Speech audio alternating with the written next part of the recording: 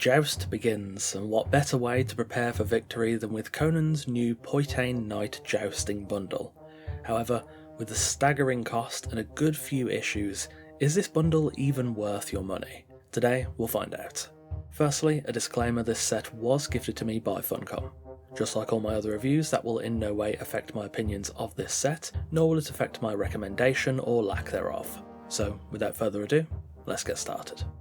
The Poitain Knight jousting gear set comes in at 2,457 Crom coins, which is just over $20. It contains the jousting tilt barrier, an emblem banner, the Poitain Knight armour, the Knight Caparison Saddle, the jousting lance, the Knight shield, and two emblems, a leopard for the foreground and a shield for the background. So let's start with the most interesting part, the armour. The Poitain Knight armour is a heavy armour set. It's comprised of leather, simple steel plating with some small ornamentation on the chest and an underlayer of red fabric with a white trim. It has numerous ridges around the shoulders, a design borrowed from real jousting armour to protect the neck, I think, and is topped with a frogmouth helmet and a red plume of feathers. The set is functionally identical on both males and females, aside from the female having a slightly thinner helmet. In terms of aesthetics, it's quite pleasant. The steel armour isn't too lustrous, it's a little worn, and the red and white make a really stark contrast against the rest of the set. The frog helm is probably the most contentious part. It's kind of ugly. Some people might like it and others might not. It does seem at least somewhat historically accurate for jousting, but I can imagine this is the one piece of the outfit that will be really polarising for some people. The stats for the regular and epic versions of the armour sets are on screen now. Armour wise, it's in line with the base game heavy armour, with bonuses to concussive and follower damage making it a decent option for authority builds. The crafting costs are also on screen now, nothing too out of the ordinary here, pretty standard costing across armour sets of the same class. In terms of dyeing armour, you can dye basically everything aside from the white trims and some of these small brass fastenings. The steel plates actually dye really well, with colour production that leans slightly darker, making most dyes quite nice aside from black, which just removes all detail from the armour. This works quite well to make the metal appear bronze, copper or gold, or even other more outlandish colours, and the slightly darker lean on the colour reproduction makes it seem a bit more realistic. When you alternate dyes, you can get some really nice combinations. Definitely avoid using black dye. Dark grey is probably the darkest you can go without losing detail, but most other colour combinations work well, and even some of the starker choices produce really good results. Overall, the armour set is quite good, though I imagine the helmet will again be the most polarising part of it. Some will find it quite ugly. That aside, it takes dyes really well, and I think the armour overall is very nice. There are a couple of graphical bugs with the armour which I'll touch on in the bugs section later on. For now though, let's get on to the saddle. The Poitain Knight Caparison Saddle is a simple saddle made of the same style of leather as the armour, with similar ornamentation. It also includes a horse mask and a draping cloth covering from beneath the saddle made of a dirty white fabric with a somewhat damaged red trim, which also bears that same ornamentation. The saddle will also reflect your clan emblem on both sides over the horse's rear legs. The crafting cost for the saddle is on screen now. It's not too expensive and basically is identical to all the other Caparisons. The saddle is quite simple, but paired with the armour, I think it's a nice design. I rather like the Caparison saddles, and though this one is far more subdued than some of the past designs, it works very well. There is also another small graphical bug with the saddle, but we'll cover it in the bugs section. The lance is a fairly standard affair as lances go. It's a striped white and red pole with a slim handle that tapers into a smaller back section and a large handguard at the front which eventually comes out into a spike, with a length of red fabric hanging just below it. The lance itself is quite worn, roughly to the same degree as the saddle, and to be fair, that does make it look a bit more realistic than if it was otherwise spotless. The stats are on screen now. It's in line with the rest of the lances in terms of damage and armor penetration, so nothing too unique here. The crafting costs are also on screen now, and again the costs are in line with the rest of the lances. The design of the jousting lance is nothing too fancy, it's simple yet effective, and overall I think the lance plays into the set well. The Knight Shield is a large steel shield with roughly the typical shield shape, including studs, rivets, a decent amount of ornamentation and your clan emblem on the body. There's also a lance hole on the shield itself, though you cannot equip a shield on horseback, so that's basically just there for aesthetics. The stats for the shield are on screen now, and it's in line with the other shields, so nothing that interesting here. The crafting costs are also now on screen.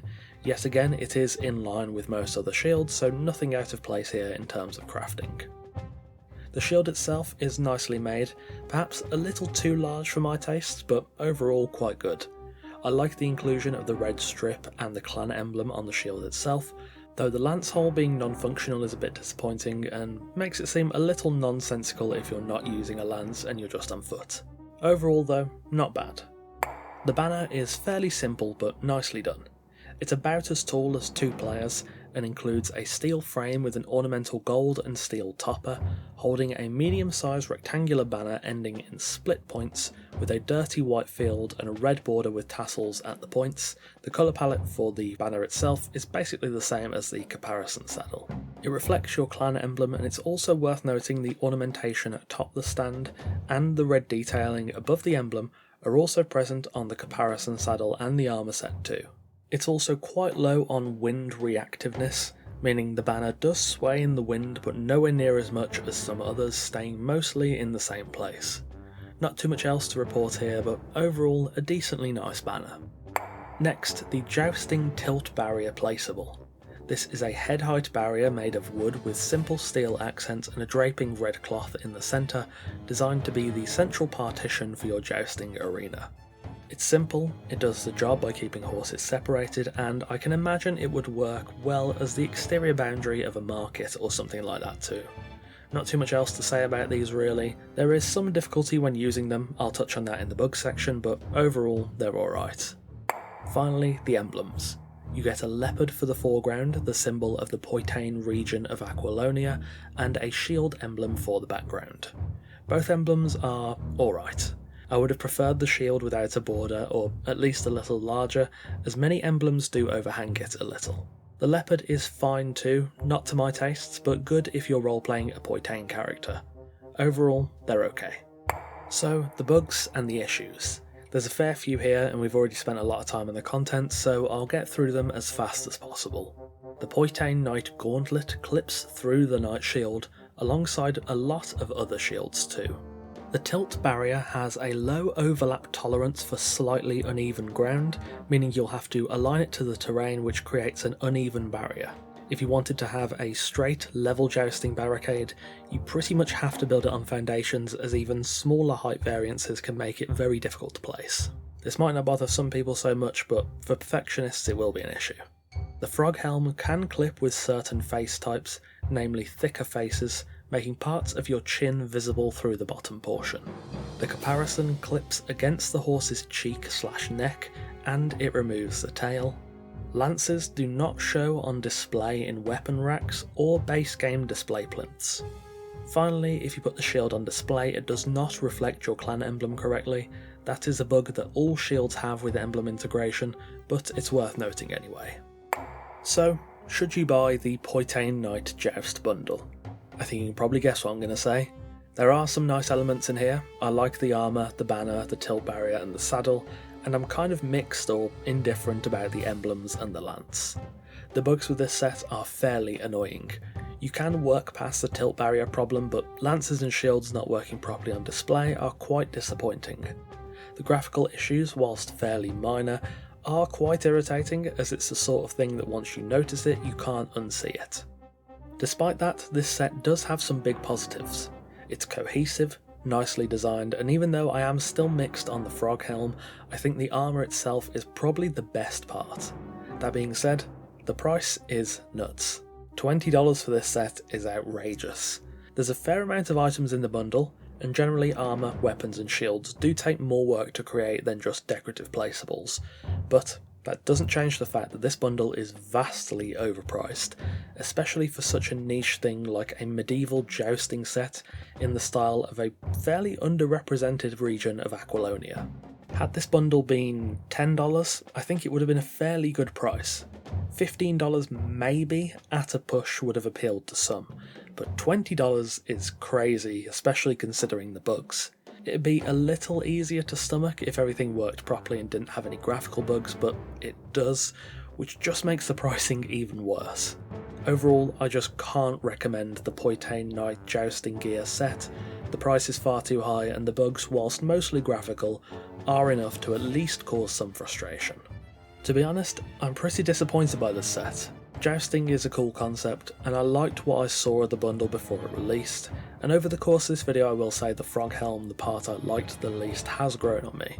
The armour is most definitely the best part of the bundle I think, but regardless, I just cannot recommend it at $20. It's a shame, as I think we're on a decent little run with Arcane Revisited and, to a degree, the Yamatai Onsen set, both of which I thought were at least close to or within the realms of being somewhat reasonable, but this bundle is sadly far from that, even if it does have some redeeming elements. And there we have it, my review of the Poitain Knight Jousting Gear bundle. Thanks for watching, and of course a massive thanks to our wonderful esteemed coffee cultists for continuing to support the channel over on Patreon. This bundle is a pretty good example of the strange, almost scattergun pricing going on in the bazaar. If you really like some of the individual pieces, maybe wait till they go on sale on their own. I just would not recommend this bundle as a whole. Again, thanks for watching, take care, and I'll see you soon.